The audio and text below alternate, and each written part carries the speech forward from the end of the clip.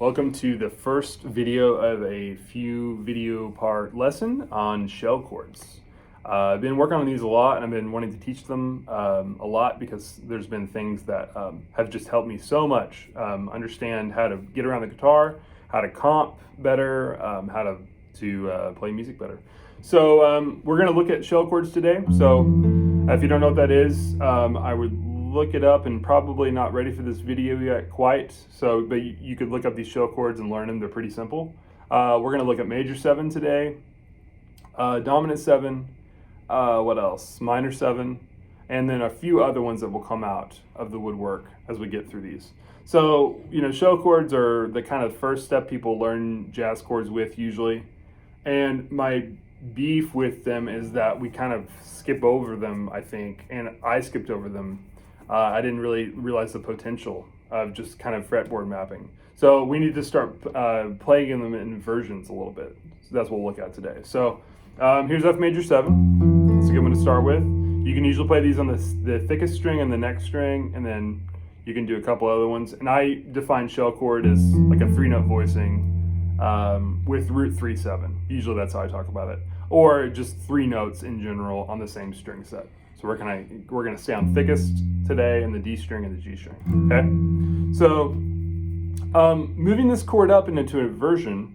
Inversions, you have to be kind of flexible. We don't want to move every single note up. Sometimes we can't find all the notes or grab them. Guitar is like that, so we just have to make some choices. So let's look at this first one. If we move this up with the 3rd in the bass, so our root's in the bass, right? Root, 7, and 3. Let's move it up with the 3rd in the bass. There's an A, okay, the 3rd, root, and 5th. That's a great little first shape to know, right? So this is just an F over A, if you put a chord symbol on it. Just effectively F for us, right? So we have F major 7, and I can move up like that. Now I can play 2 chords where I would have played just 1 before, right? So if you've got a tune with 4 bars of F, I could do that.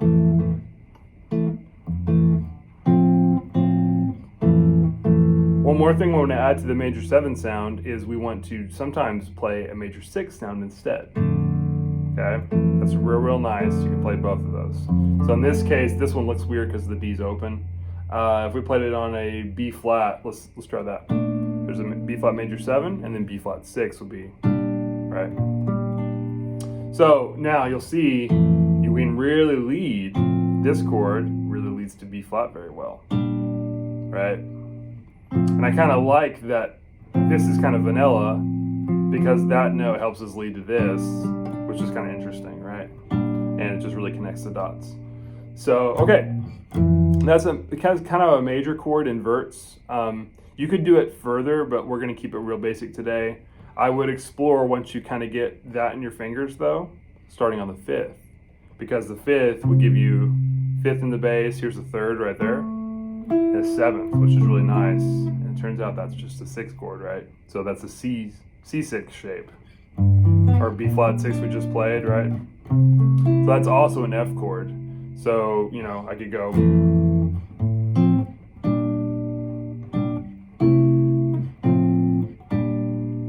Right, pretty cool. So there's collides with Barry Harris stuff pretty quickly. You're gonna see that F6 is the same as D minor 7, for instance. It's the same notes, and we can use both, right? So I can kind of just have some freedom.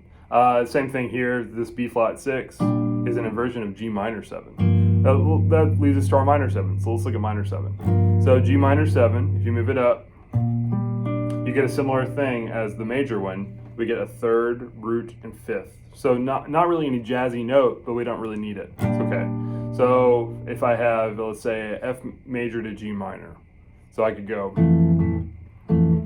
Of course, I could do that one. And I'm just going to keep it going up. All right, going to go up even more. Remember, that's my G minor as well. So it's also a B flat. And then if I move this one up even one more, like I did before with the F, I could do the 5th in the bass. Or if I'm thinking G minor, there's my 5th. my third, 7th, which is also this shape, right? So much connection here, right? So you could really do a deep dive in just playing 2 chords, right? If I could play F, G minor, I can do both. Both are great, and you often hear chromatically going from one to the other. F6, so F7, F major 7, right? So G minor 7. I want to keep the same progression. F, G minor again, or B flat, whichever. F again. This is a really nice shape there. 7 and 7 you could do. That's a F6 kind of sound, right? So, or a major 7. And then let's go up again to G minor. Right? And then finally, I could even do F major 7 starting on, well, let's start on the 7th up here. And then I could play a 5th here, and then the 9th. Beautiful, right? So,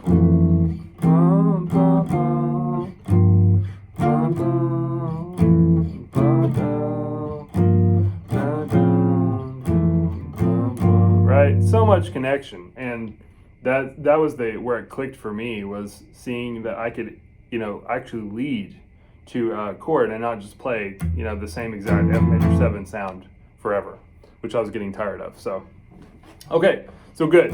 Of course, we can do this on the next string. That's another video. We're just going to keep it real basic today. So, we've covered, let's review here, major 7 and also major 6, right?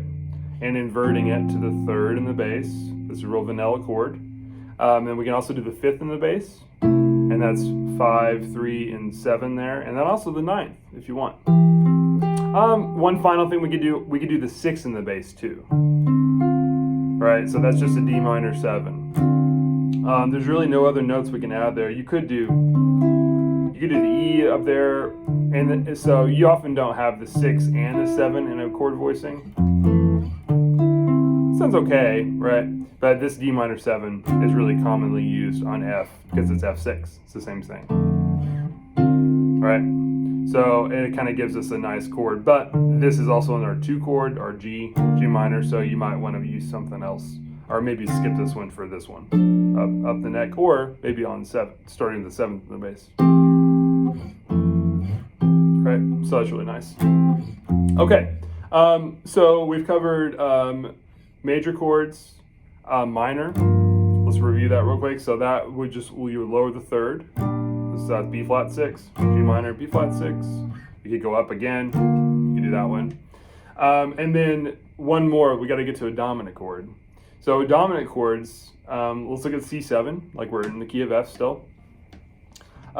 This chord, you really never play a dominant kind of sound anyways. We usually alter it. It's okay to play just a straight up C7, but you'll usually have some tension. So what you often see is, if you don't need the bass note, you can make this raise the root up a fret to flat 9. So that is a really, really common sound you'll hear, right? So that's C7 flat 9. This is also diminished. C7 flat 9 is the same as think C sharp fully diminished, or E fully diminished, or G. So those are all transposed evenly. All to say that this chord here moves every 3 frets,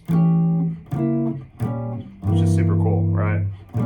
And that sound is used all the time in jazz to resolve, right? It's a lot of tension, very ugly. And you'll notice all these, if I play them, let's try just here, C7. C7 flat 9, I can resolve it. I could do that, right? That's C7 going to F, or C7 going to F6. Let's try it now. Instead of here, I'm going to start 3 frets down. So we hear the resolution, right? Isn't that beautiful? And then finally, instead of starting here, I could start here. This is the 5th in the bass now of C, and I can resolve. Either, right? So this is a Barry Harris concept, of course, playing basically off through a major scale harmonizing the scale with either a 1 chord or a 5 chord. So if we do that, I can play through all these. F6, right? Now here, I could play G minor 7, but I'm going to make it the inversion. So this is my 5. Right, and that's kind of nice to see if you know that shape. 3, 2, 3, you can just drop down the bass. And then I go up to this is a 3 in the bass. This is my 1 chord again. Now I have my 4 in the bass, and I'm going to do my diminish. C7 flat 9, right? And then I'm going to move up again. Here's my 5. I'll go and do F6 there. Oh, just kidding. A, D, boom, boom, boom. And then here's this is the one we started with. Okay. The next one will be D minor 7. This is actually F6, right? And then going up, that's the inversion, 3 frets up with the 3rd in the bass, and then finally leads us back to the 1 chord, right? So,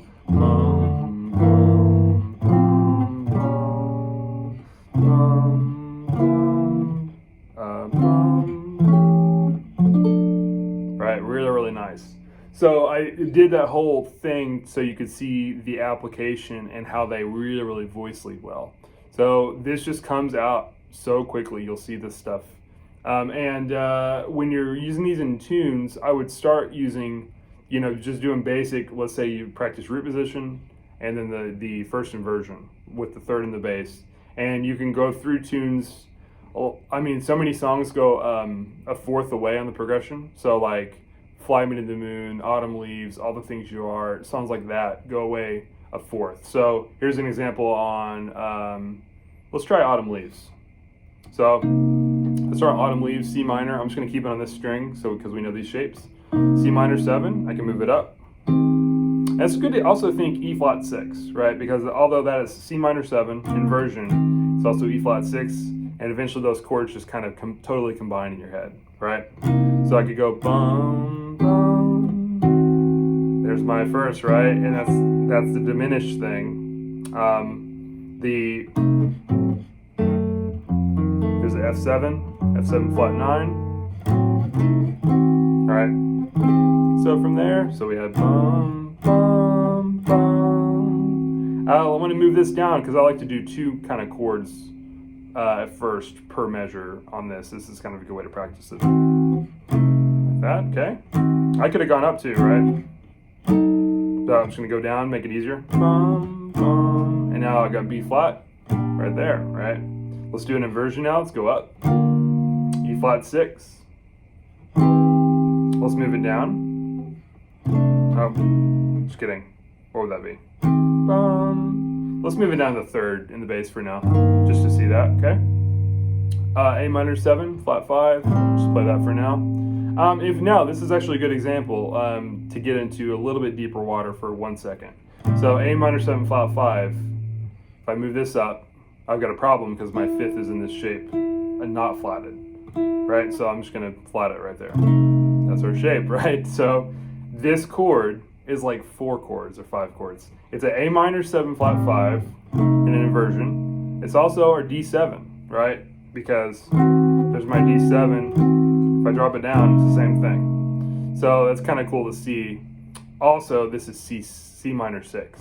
So it's A minor 7 flat 5. It's also D7. It's also C minor 6, which is just this sound. Eventually we'll get into that. So a lot to think about there. But one thing that's kind of cool to think about, this is a 2, right? And think that the 2 and the 4 of whatever key center you're in are the same thing, right? So because 2 and 4, both of them have, in this, there's a full chord there, right? A minor 7 flat 5. Both have this kind of sound, right? So they just blend in. And then here C7 or D7, I want to move because this is okay, but let's go ahead and move here. Well, in fact, I'll probably do this for the D7. That way I can kind of go have some movement. You could do G minor 6 at the end, or G minor 7, or G7 eventually to get back to the top. Okay, so let's take all that and just see what we get here. Okay, 1, 2, 3.